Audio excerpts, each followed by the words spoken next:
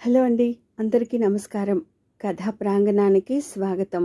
ఇప్పుడు మనం చెప్పుకోబోతున్న కథ ధనలక్ష్మి. రచన ప్రముఖ రచయిత శ్రీరమణ గారు. ఇక కథలోకి వెళ్దామా మరి. సీతారామాంజనేయులు 8వ తరగతిలో నా క్లాస్మేటు. ఒకే బెంచ్లో కూర్చునేవాళ్ళం. సిల్క్ చొక్కా, సిల్క్ పైజమా, వాచి, 2 ఉంగరాలు.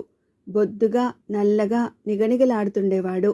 పెళపెళలాడే ఇస్త్రీ చొక్కా, జేబులో ఎప్పుడూ డబ్బులు గలగల్లాడుతూ ఉండేవి. వీటికి తోడు ఆకుపచ్చ హంబర్ సైకిల్ ఉండడం, సెంటు నూనె గమగమలతో షంషేర్గా స్కూలుకు వచ్చే సీతారామాంజనేయులంటే మా అందరికీ కొంచెం ఈర్ష్యగానే ఉండేది. వీటన్నిటి వల్ల సంక్రమించిన దర్జా కాకుండా అసలు పెద్దరికం ఇంకోటి కూడా ఉంది అతనికి. అదేంటంటే ఈశ్వరయ్య అనే ఓ పెద్దాయనకి పిల్లలు లేకపోతే దగ్గర దాయాది పిల్లడని సీతారామాంజనేయుల్ని దత్తు చేసుకున్నారు. ఆయన ఇప్పుడో కాసేపో అనే స్థితిలో ఉండి ఇంటి దీపం పెళ్ళి కల్లారా చూడాలని తహతహలాడితే దత్తపుత్రుడి పెళ్ళి ధనలక్ష్మితో జరిపించేశారు. అంచేత సీతారామాంజనేయులు మా స్కూల్ మొత్తం మీద పెళ్ళైన విద్యార్థి.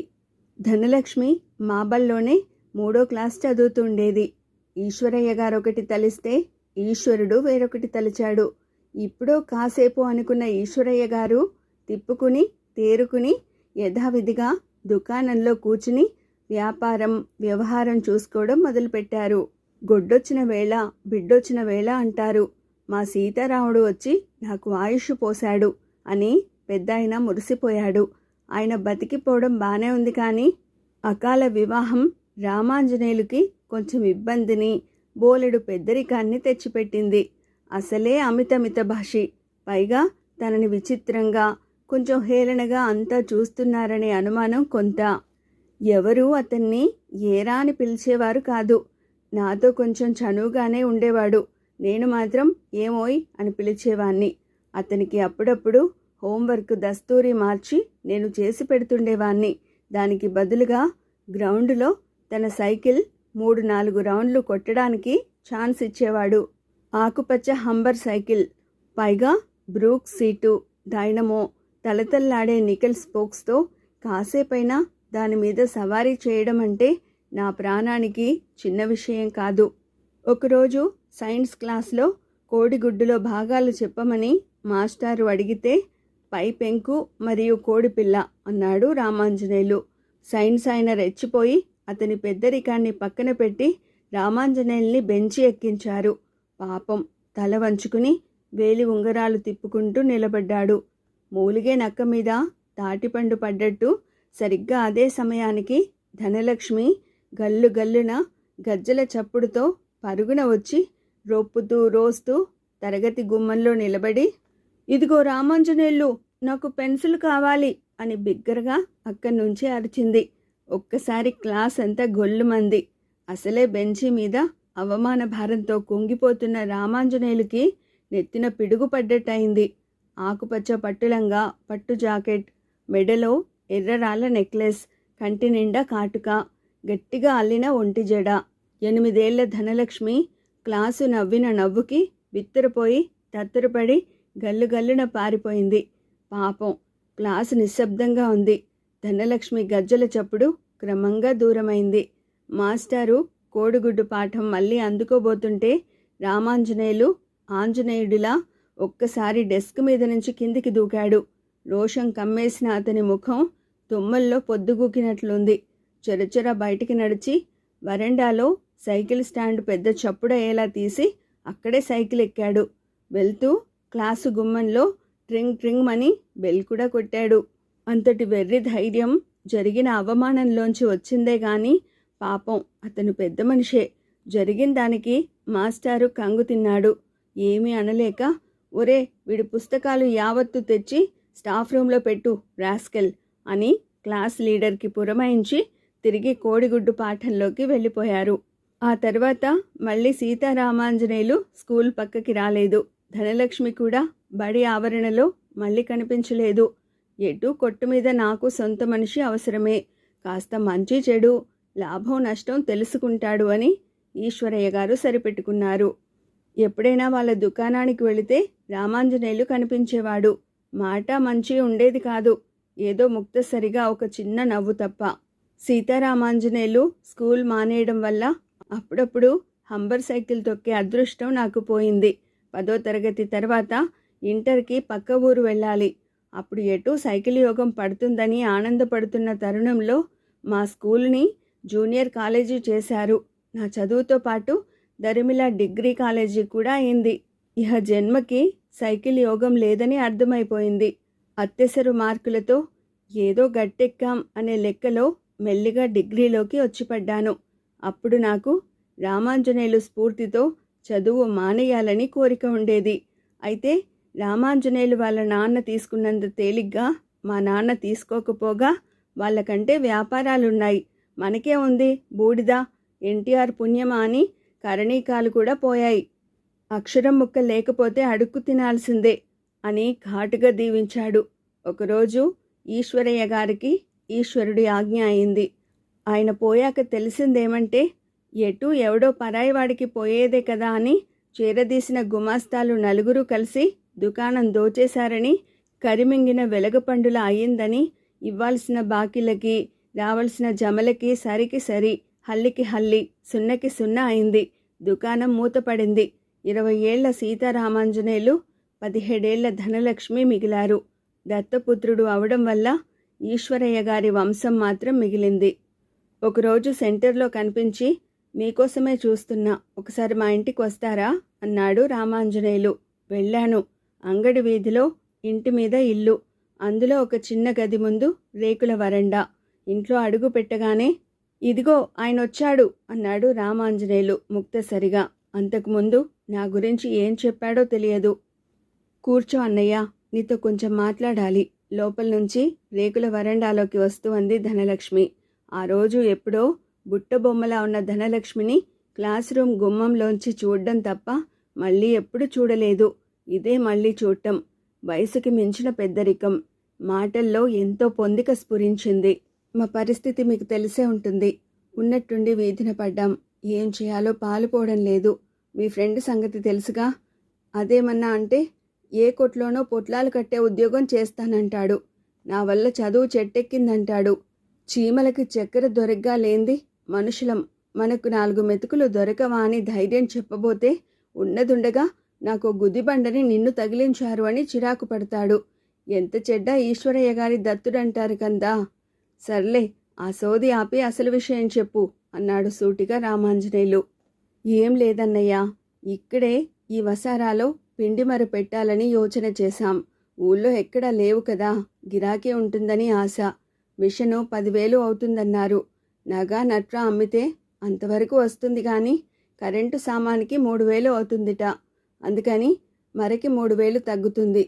నువ్వు కాస్త మీ ఫ్రెండ్తో బెజవాడ వెళ్ళి కంపెనీ వాళ్ళకి నచ్చ చెప్పి తగ్గే 3,000 వాయిదాల మీద తీసుకునేట్టు ఒప్పించాలి. మీ రామాంజనేయులు రెండో ముక్క మాట్లాడితే నాలిక అరిగిపోతుందనుకుంటాడు.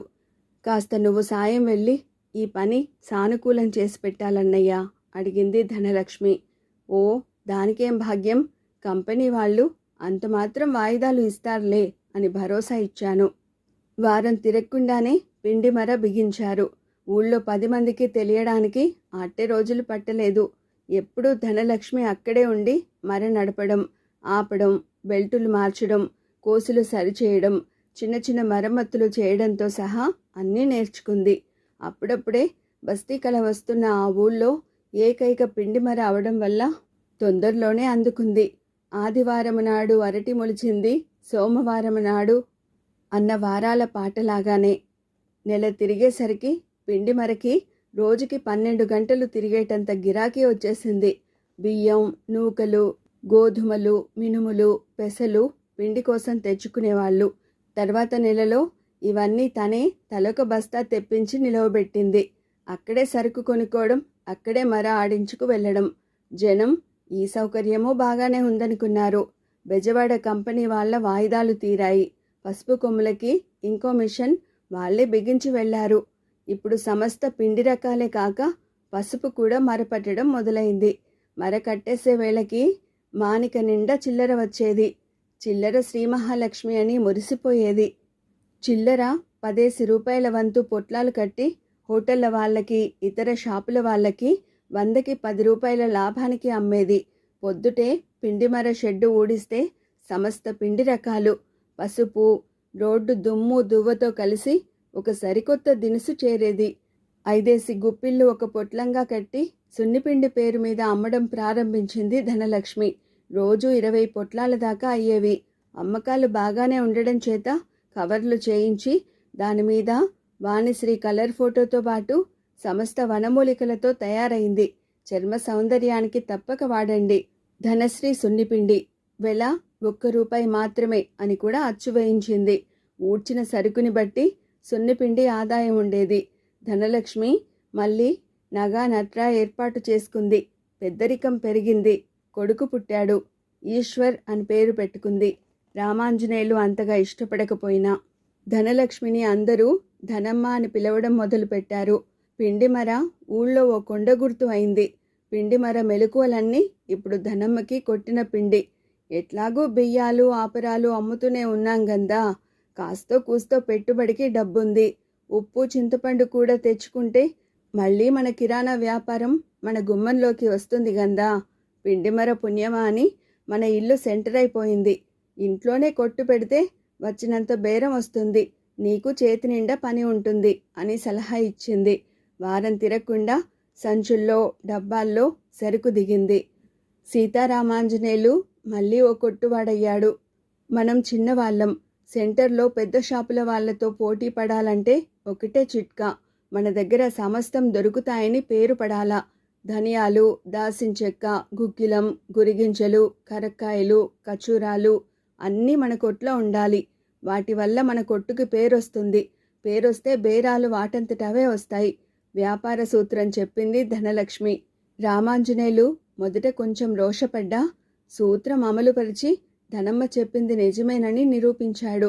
రాత్రి పొద్దుపోయాక కొట్టు సర్దుకోవడం, అక్కడే పడుకోవడం, మళ్ళీ పిండిమర చప్పుడుతో వీధి మేల్కొనేది. సీతారామాంజనేయులకి భాగ్యము, దాంతోపాటు బట్టతల క్రమంగా రావడం ఊరంతా గమనించింది. నేను బీఈడీ పూర్తి చేసి సాయంగల విన్నపాలై ఉన్న ఊళ్ళో చదివిన స్కూల్లో 1000 రూపాయల కన్సాలిడేటెడ్ జీతం మీద ఉద్యోగంలో చేరాను. సొంత ఊరు, సొంత భార్య, కొంత నయం కదా. వద్దంటే వినకుండా ఫిబ్రవరి నెలలో నా పెళ్లి ముహూర్తం పెట్టారు. అమ్మాయి BA ఫైనల్ ఇయర్. పరీక్షలు అవనేండి అంటే అదేం పర్వాలేదు, పరీక్షలు పరీక్షలే, పెళ్లి పెళ్ళే అన్నారు పెద్దలు. సుముహూర్తం నిశ్చయించిన దైవజ్ఞులు. ఇహనేం ఏతత్ శుభముహూర్తానికి అందరూ తరలడం, పెళ్లి అవడం జరిగింది. 3 నెలల తర్వాత పెళ్లి కూతురు పరీక్ష తప్పడము, నెల తప్పడమును కూడా జరిగింది. శుభలేఖల్లో చీసౌ శకుంతల బ్రాకెట్లో BA అని ఏ ముహూర్తాన అచ్చువేశారో ఆ బ్రాకెట్లు విడకపోగా మనమేం ఈ మహానగరంలో ఊళ్ళేలాలా ఉపన్యాసాలు ఇవ్వాలా అని సాగదీస్తూ శకుంతల 2 పిల్లల తల్లిగా సెటిల్ అయిపోయింది. అద్దె నవలలు, సకుటుంబ వారపత్రికలు చదువుకోవడం, రేడియో వినడం, తిట్టుకుంటూనే టీవీలో సమస్త సీరియల్స్ చూడడం శకుంతల వ్యాపకాలు. నా బడి రాబడి కూడా శకుంతలని గొప్పగా ఆనందపరచలేకపోయాయి. అట్లాగని పెద్ద బాధ లేదు. ఇంటి సరుకంతా నేను రామాంజనేయులు షాప్లోనే కొనేవాణ్ణి. ధనమ్మ చాలా ఆత్మీయంగా అంతవరకు జరిగిన కొత్త సంగతులన్నీ అరమరికలు లేకుండా చెప్పేది. ఓ రోజు నేను వెళ్ళేసరికి భార్యాభర్తలిద్దరూ ఘర్షణ పడుతున్నారు. నువ్వేదో పెద్ద ఇందిరాగాంధీ అనుకుంటున్నావు, నోరు కాస్త కట్టేయకపోతే మర్యాద దక్కదు, తెలివితేటలు మాకు ఉన్నాయి. రామాంజనేయులు అరుపులకి ధనమ్మ బిక్కమొహం వేసుకుంది. నా వైపు చూసి, నువ్వు చెప్పన్నయ్యా న్యాయం, ప్రతిదానికి నేను అరుస్తానంట. రోజంతా పిండి మరిలో ఉంటే గొంతు పెంచి మాట్లాడడం అలవాటైంది, అది కూడా అపచారమేనా? ధనమ్మ సంజాయిషీకి ఏం బదులు చెప్పాలో తెలియక తికమక పడుతుంటే, మాట మార్చకు, నీకు మొగుడి లక్ష్యం ఉంటే రాత్రి అట్టా చేస్తావా అని కసిరాడు మళ్ళీ. ఏంటి తప్పు? మంత్రసానితనం ఒప్పుకున్నాక ఏదొచ్చినా పట్టాలా? అన్నయ్య, జరిగింది చెబుతా, ఎవరిది తప్పో నువ్వు చెప్పు. నిన్న అర్ధరాత్రి వేళ నాయుడు గారు స్వయంగా వచ్చి తలుపు తట్టి వైద్యానికి శొంఠి కొమ్ము కావాలంటే ఈ మగాడు కిటికీలోంచి లేదన్నాడు. నేను ఉంది అన్నాను. డబ్బాలన్నీ గాలించి నాయుడు గారికి శొంఠి పిక్క ఇచ్చాను. 10 పైసల బేరానికి కక్కుర్తి పడ్డానని తెల్లార్లు నన్ను సాధించాడు. పైగా పెద్దాయన దగ్గర ఈయనగారి మాట పోయిందట. మీ ఫ్రెండు తెగోదారు, నేను కక్కుర్తి ముండని అంటూ ఎక్కిళ్ళు పెట్టింది ధనమ్మ. అప్పుడేమో గుదిబండ అన్నాడు. ఇప్పుడు చూస్తే ఈ తీరు. ఇహ చాలే నోర్మయ్ అన్నాడు మితభాషి. నేను ఏ తీర్పు చెప్పలేదు. కానీ 3వ రోజున నాయుడు గారి పచారీ సరుకుల ఖాతా వేరే కొట్లోంచి రామాంజనేయులు కొట్లోకి మారింది. రామాంజనేయులు కాజా తిన్నాడు. సాయంత్రం స్కూలు తర్వాత మన కొట్లో కాస్త కాగితం గట్లా చూసి పెడితే మీకేమైనా ఇబ్బంది అవుతుందా? రోజు 1 గంట సేపు చాలా వినయంగా అడిగాడు రామాంజనేయులు. నేను తటపటాయిస్తుంటే మీ పనికి వెలకట్టలేను కానీ నెలకి 300, లేదంటే సరుకుగా పుచ్చుకున్నా సరే అన్నాడు. వెంటనే ధనమ్మ అందుకుని, అన్నయ్య రొక్కం వద్దు, సరుకే లాయకి. మీ ఇంటి పట్టి ఎంతైతే అంత మేమిస్తున్నామని మీరు వృధాగా పట్టుకుపోరు కదా. 10 రూపాయలు మీకు అదనంగా ముడితే మాకేం తరిగిపోదు. అయినా నువ్వెవరు మేమెవరు కాదనడానికి వీలు లేకుండా బిగించేసి షార్ట్ టైం ఉద్యోగానికి ఒప్పించారు దంపతులు. రోజు సాయంత్రం స్కూల్ నుంచి సరాసరి షాపుకు వెళ్ళి సరుక్కి సంబంధించి ఉత్తర ప్రత్యుత్తరాలు, ఇంకేమైనా చిల్లర రాత పనులుంటే చూసేవాణ్ణి. సరిగ్గా నెల 1వ తారీఖున ఇంటి సరుకు మొత్తం సున్నిపిండి మినహా ఇంటికి చేరేవి. అసలే బడిపంతులు ఉద్యోగంతో చిన్నబుచ్చుకున్న శకుంతలకి ఈ చిల్లర కొట్టు గుమాస్తాగిరి బొత్తిగా నచ్చలేదు. కానీ నాకు మాత్రం డబ్బుల విషయంలో వెసులుబాటు కనిపించింది. ధనమ్మ అన్నట్టు 1,00,000 మాటలు గుప్పెడు కొర్రలకి సరికావు కదా.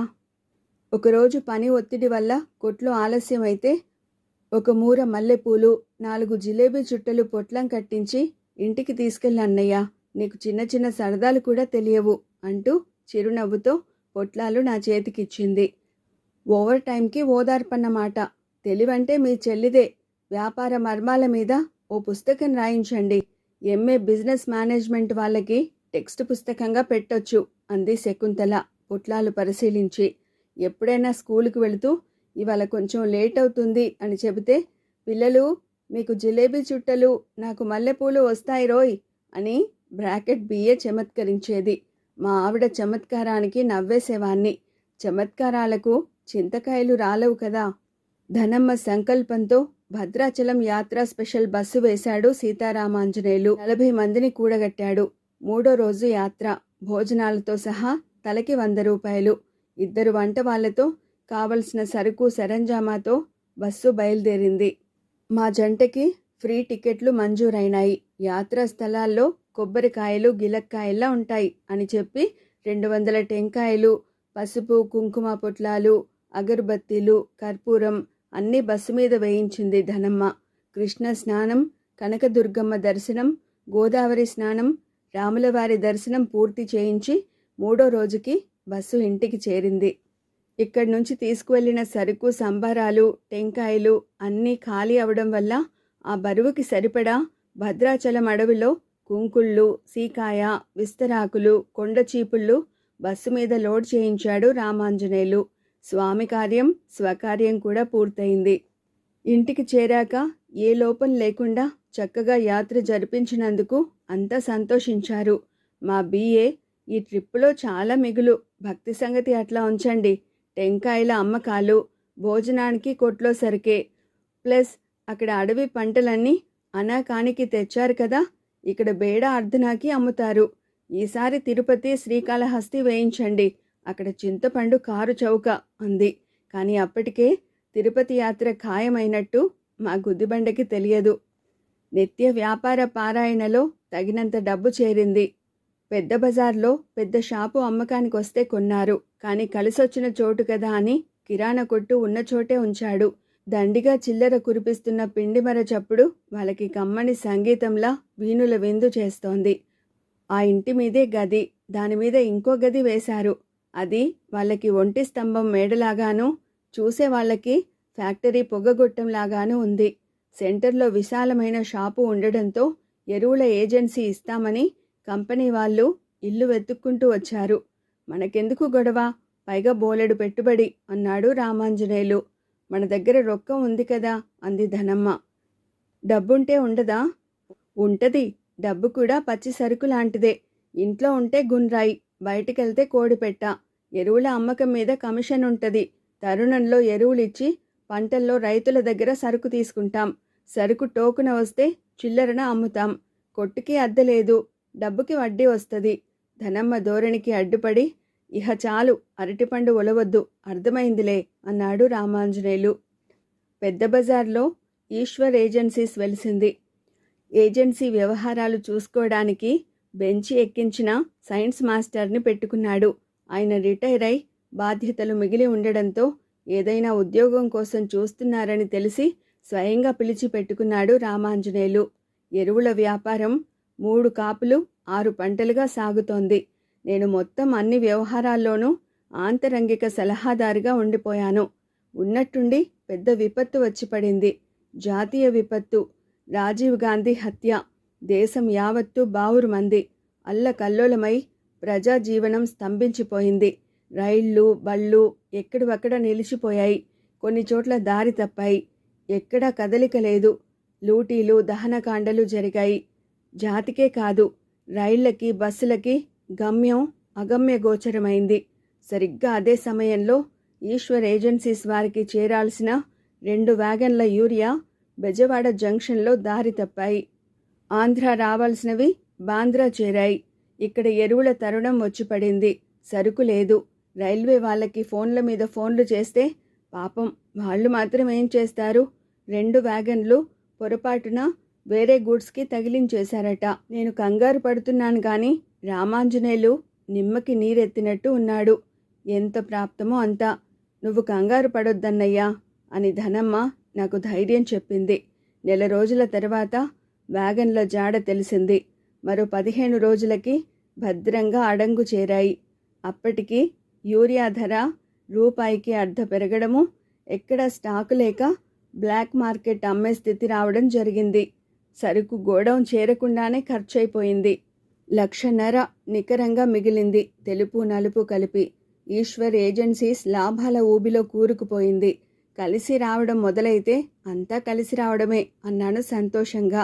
సీతారామాంజనేయులు క్లుప్తంగా నవ్వి ఊరుకున్నాడు.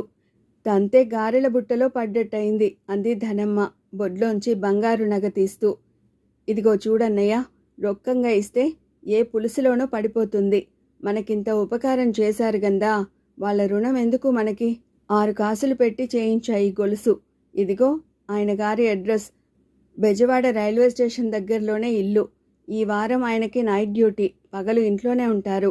గుట్టు చప్పుడు కాకుండా ఆయనకి చేర్చి రావాలి.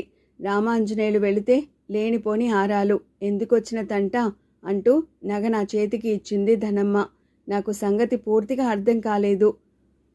అనకుండా నిలబడితే ఆ పెద్దాయన తలుచుకోబట్టే గారెల బుట్టలో పడ్డాం అంది ధనమ్మ. నేను నివ్వెరపోయాను. కాస్త తేరుకుని, ఇంకా నయం, తిరిగి వచ్చేసరికి యూరియా ధర పడిపోతే పుట్టి మునిగేది అన్నాను. అట్లాంటిది జరిగితే రైలు వాళ్ళ దగ్గర నష్టపరిహారం లాగవచ్చని హామీ ఇచ్చాకనే. తర్వాత మాటలేవి నాకు వినిపించలేదు. నగ అందుకుని, ఏ వేదంబు పఠించే లూత, చెంచే మంత్రమోహించే చదువులయ్యా కావు శ్రీకాళహస్తీశ్వర. ఆ కవిగారికి మనస్సులోనే నమస్కరించాను. ఊరి మొగలో ఉన్న అరెకరం స్థలం బేరానికి వచ్చింది. ధనమ్మ కొనాలని ప్రస్తావించింది. వాళ్ళ పిల్ల పెళ్లి కుదిరిందట. అవసరానికి అమ్ముతున్నారు. 1,00,000 చెబుతున్నారు కానీ 4-5 వేలు తక్కువే ఖరారు చేసుకోవచ్చు. తీసుకుంటే బాగుంటది గందా అంది. రామాంజనేయులు రెచ్చిపోయాడు. నీకేం పోయే కాలం? అది తాడిలోతు గుంట, ఏం చేసుకుంటాం? పల్లెం కాబట్టే అంత మంచి చోట ఆ ధరకే ఇస్తామన్నారు. నే చెప్పేది సవిత్రంగా విను. నేను వినను. ఆ చెరువు పూడ్చాలంటే మన ఆస్తులన్నీ అమ్మాలి. నిన్ను నిలబెట్టి సమాధి చేయడానికి పనికొస్తుంది అంటూ కొట్టి పారేశాడు. మళ్ళీ నచ్చ చెప్పింది. మా అందరి చేత చెప్పించింది. రామాంజనేయులు కాస్త మెత్తబడ్డాడు. అయినా 70,000కు మించి ధర పెట్టే ప్రసక్తి లేదన్నాడు. బేరసారాలు జరిగాయి. చివరికి 72,250కి రామాంజనేయులు సరే అన్నాడు. స్థలం ధనమ్మ పేర బదిలీ అయింది. మంచి చోటు, చౌకగా కొన్నాడని ఊళ్ళో అంతా అనుకున్నారు. రామాంజనేయులు చాలా ఆనందపడ్డాడు.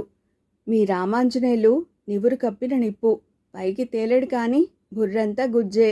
మా మగపురుషులు మంకుపట్టుతో కూచోబట్టి ఆ ధరకి నిక్షేపం లాంటి స్థలం వచ్చింది ఆ నిదానం, నిబ్బరం, నిమ్మకి నీరెత్తినట్టు కూర్చున్నాడు. దానివల్ల 25,000 లాభించింది. ధనమ్మ నాతో అంటున్న మాటలు గుగ్గిలం పొగలా హాయిగా రామాంజనేయులుని ఆవరించాయి. ఆ రోజు అమ్మకాల తాలూకు డబ్బు లెక్క పెట్టుకుంటూనే ధనమ్మ మాటలు ఊరకంట విని ఆనందపడ్డాడు, ముచ్చటపడ్డాడు, మురిసిపోయాడు. రామాంజనేయులు బుగ్గలు ఉల్లిగడ్డలైనాయి. చెరువుగానే ఉంచి సిమెంట్ స్తంభాలు లేపి కప్పు వేశారు. అది విశాలమైన గోడౌన్ అయింది. ఎరువుల లారీలు సరాసరి గోడౌన్లోకి వెళ్ళిపోతాయి.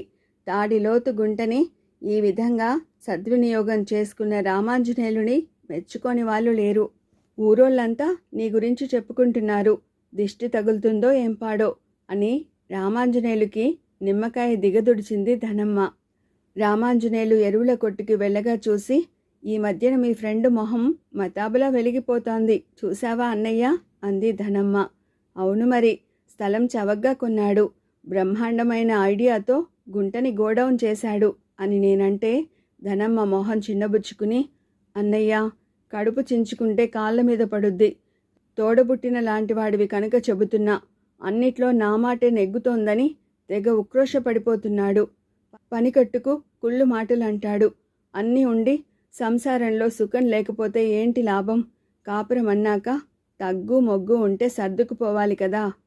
లక్క బంగారం అంటిపెట్టుకు ఉంటేనే తాలిబొట్టు నిండుగా ఉండేది. ఎవరో ఒకరు తగ్గితే పోలా. ధనమ్మ మాటలు పొడుపు కథ పొడుస్తున్నట్టుంది కానీ నాకేం అర్థం కాలేదు. మనసులో పెట్టుకో అన్నయ్య. చిట్టి పాడి 25,000 స్థలం వాళ్ళకి ఇచ్చా. ఎంత అవసరానికి అమ్మితే సలీసుగా ఇస్తారా? ఇదంతా తన తెలివి అని మురిసిపోతున్నాడు.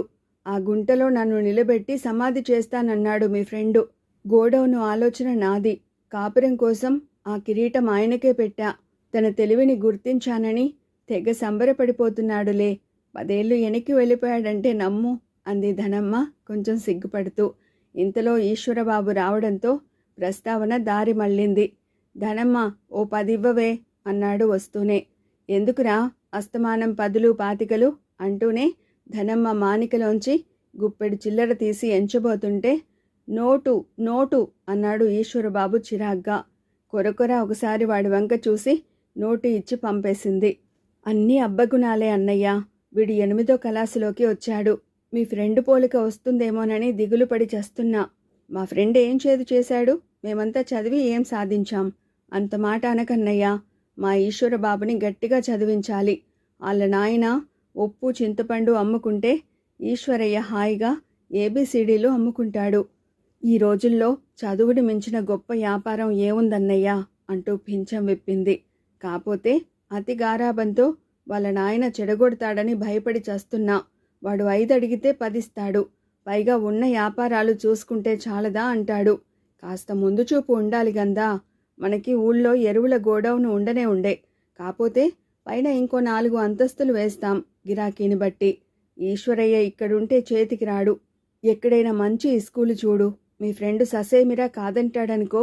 ఆడి సంగతి నేను చూసుకుంటా గాని ఈడి సంగతి నువ్వు చూడన్నయ్యా చాలా గట్టిగా చెప్పింది ధనమ్మ. ఎరక్కపోయి చెప్పానని మనసులో లెంపలేసుకున్నాను. ఆ రోజు పొద్దుట పూట అందరం ఎరువుల షాపులో ఉండగా ఈశ్వరబాబు వచ్చి 25 రూపాయలు కావాలన్నాడు. అడిగినంత ఇస్తాగాని ఓరయ్యా బాగా చదువుకో. పైగా 8లోకి వచ్చావు. దేవకమ్మ 8వ కానుపు కంసుడికి ప్రాణగండం అయినట్టు మన వంశానికి 8వ క్లాసులో చదువుగండం ఉంది నాయనా, జాగ్రత్త. రామాంజనేయులు చర్రున ఒక చూపు చూశాడు. ఈశ్వరయ్యకి 100 రూపాయల నోటు ఇచ్చాడు. అసలెందుకురా డబ్బు? ధనమ్మ నిలదీసింది. పుస్తకాలు కొనుక్కోవాలి. మీ నాన్న 8వ తరగతి బుక్కులు ఇంకా మీ స్కూల్లోనే ఉన్నాయిరా. పోనీ నీకు పనికొస్తాయేమో అంది ధనమ్మ కిలకిలా నవ్వుతూ. ఈశ్వరబాబు 100 నోటు అందుకుని ఆకుపచ్చ హంబర్ సైకిల్ ఎక్కాడు. ఎరువుల వ్యవహారం చూస్తున్న మాజీ సైన్స్ మాస్టారు ధనమ్మ మాటలకి వచ్చిన నవ్వు లౌక్యంగా ఆపుకున్నారు. నేను ముఖం తిప్పుకుని దిక్కులు చూస్తూ నిలబడ్డా. అంతా విని అందర్నీ గమనిస్తున్న రామాంజనేయులు మీసాలు మిరపకాయలైనాయి. ముక్కుపుటాలు ఎగిరిపడ్డాయి. ధనమ్మ వంక దెబ్బతిన్న పులిలా చూశాడు. కాసేపటికి నిబ్బరించుకున్నాడు. నా దగ్గరికి వచ్చి, ఈశ్వరయ్యని ఎక్కడైనా హాస్టల్ ఉన్న మంచి స్కూల్లో వేయాలండి. ఇక్కడ ఉంటే ఆడాళ్ళ గారాబానికి గాడిదైపోతాడు. ఎక్కడ బాగుంటుందో కాస్త వాకబు చేయండి, ఎంత ఖర్చైనా పర్వాలేదు అన్నాడు రామాంజనేయులు రోషంగా, ధాటిగా, తిరుగులేని నిర్ణయం తీసుకున్న మగాడిలా. ధనలక్ష్మి అమ్మయ్యా అనుకుంది తను నెగ్గినందుకు. ఏ వేదంబు పఠించే లూత భుజగంచే శాస్త్రములే చదివే అనేది శ్రీకాళహస్తీశ్వర శతకంలో పద్యం. ఏమి చదివి పక్షులు పైకెగరగలిగెను, ఏ చదువు వల్ల చేప పిల్లలీదగలిగెను అనే పంక్తులు ఆత్మబంధువు సినిమా పాటలోవి. ఎదుగుదలకి ఎరుకకి చదువు అవసరమే, కానీ అదొక్కటే కొలత కాదు. బతుకును మించిన బడి, అనుభవానికి మించిన గురువు లేరు. అనుభవం మెదడుకు ఆలోచనల్ని నేర్పుతుంది, పరిస్థితులకు అనుగుణంగా ప్రతిస్పందించమంటుంది. అలాంటి బతుకు తెరువుకి అవసరమైన ధ్యాస, పట్టుదల ఉంటే మనిషి ఎదగడానికి పుట్టుకతోటే తెలివి, పెద్ద చదువు అవసరం లేదనడానికి ఎందరో గొప్ప వాళ్ళ బతుకులే ఉదాహరణలు. ఈ తత్వానికి సంబంధించిన అత్యంత సహజమైన పాత్రలతో మనం నిత్యం చూసే సంఘటనలతో రాసిన కథ కాని కథ ధనలక్ష్మి. ప్రముఖ రచయిత శ్రీరమణ గారి ధనలక్ష్మి అనే ఈ కథ ఇండియా టుడే వార్షిక సాహిత్య సంచికలో 1995లో ప్రచురించబడిందండి. మరో మంచి కథతో మళ్ళీ కలుసుకుందాం. Thank you.